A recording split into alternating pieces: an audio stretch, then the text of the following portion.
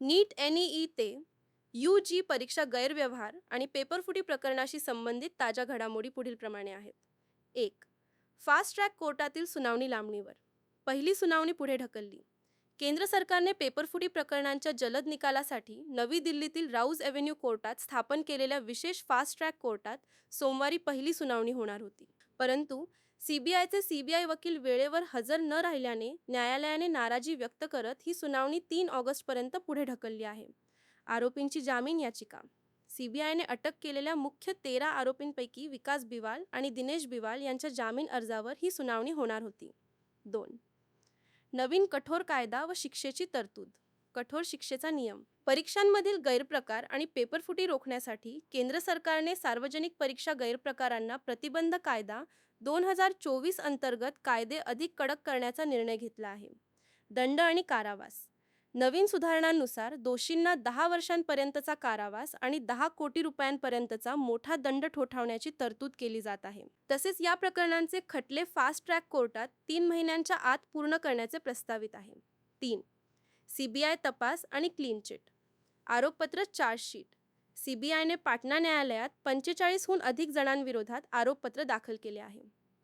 संजीव मुखियाला clean chit. NEET 2024 paper leak प्रकरणाचा मुख्य संशयित मानला गेलेला संजीव कुमार उर्फ संजीव मुखिया याच्या विरोधात सबळ पुरावे न मिळाल्याने CBIने त्याला क्लीन चिट दिली आहे. 4. विद्यार्थ्यांचे देशव्यापी आंदोलन. मोठ्या प्रमाणावर निदर्शने. दिल्लीतील जंतर मंतरसह देशातील विविध भागांत विद्यार्थी संघटना आणि पालकांकडून मोठे मोर्चे आणि आंदोलने सुरू आहेत.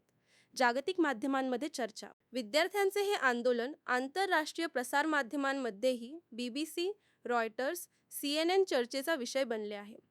सर्वोच्च न्यायालयाने सुप्रीम कोर्ट नीट UG, NAA ते UG परीक्षा गैरव्यवहार आणि पेपरफुटी प्रकरणी दिलेल्या अंतिम निकालातील महत्त्वाचे मुद्दे खालीलप्रमाणे आहेत. 1. पुन्हा परीक्षा घेण्यास नकार. No test. परीक्षा रद्द नाही. सर्वोच्च न्यायालयाने नीट UG परीक्षा पूर्णपणे रद्द करून पुन्हा परीक्षा एक्झाम घेण्याची मागणी फेटाळली. कारण न्यायालयाच्या निरीक्षणानुसार पेपरफुटीचा प्रकार व्यापक किंवा सिस्टमिक लीक नव्हता. हा गैरप्रकार केवळ पाटणा आणि हजारीबाग या काही विशिष्ट केंद्रांपुरताच मर्यादित होता. विद्यार्थ्यांचे नुकसान.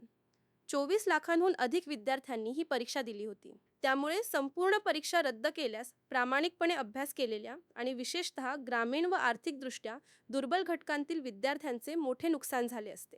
2. भौतिकशास्त्राच्या फिजिक्स विवादित प्रश्नाबाबत निर्णय. IIT दिल्लीची समिती.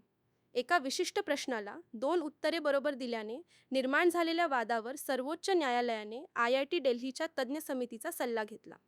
सुधारित निकाल. तज्ज्ञ समितीने दिलेले एकच अचूक उत्तर ग्राह्य धरून NTAला NTA सुधारित गुणवत्ता यादी, रिवाइज्ड मेरिट लिस्ट आणि निकाल जाहीर करण्याचे निर्देश दिले, ज्यामुळे काही विद्यार्थ्यांच्या गुणांमध्ये बदल झाला. 3. NTAच्या कारभारात सुधारणेसाठी उच्चस्तरीय समिती. के. राधाकृष्णन समिती. NTAच्या नॅशनल टेस्टिंग एजन्सी प्रश्नपत्रिका सुरक्षा, केंद्र वाटप आणि गोपनीयतेतील त्रुटींवर न्यायालयाने ताशेरे ओढले. नवे नियम SOP. इस्रोचे ISRO माजी अध्यक्ष डॉ. के. राधाकृष्णन यांच्या अध्यक्षतेखाली स्थापन केलेल्या समितीला सायबर सुरक्षा, डिजिटल मॉनिटरिंग CCTV आणि लॉजिस्टिक्स सुधारण्यासाठी ठोस नियम SOPs तयार करण्याचे निर्देश दिले.